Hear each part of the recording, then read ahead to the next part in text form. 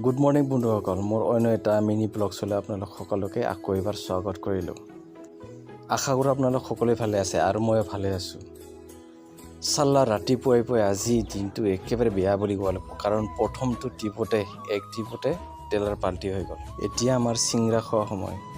চিংৰা খোৱা সময়তে লগৰজনে ক'লে কি পাৰ্টনাৰ এই ডাইলগকে এটা মাৰি দি, সেইকাৰণে ময়ো ভাবিলোঁ কি ডাইলগ এটাকে মাৰি দিওঁ।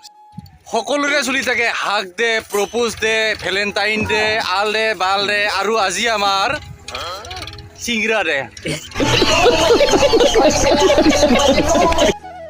ৰাতিপুৱা আন্ধাৰতে কামলৈ যাওঁ আৰু গোটেই দিনটো কাম কৰি গধূলিলৈকে কাম কৰিব লাগে। ফেমিলিক সময় দিব নাপাওঁ। সেয়াই হৈছে আমাৰ ড্ৰাইভাৰৰ জীৱন।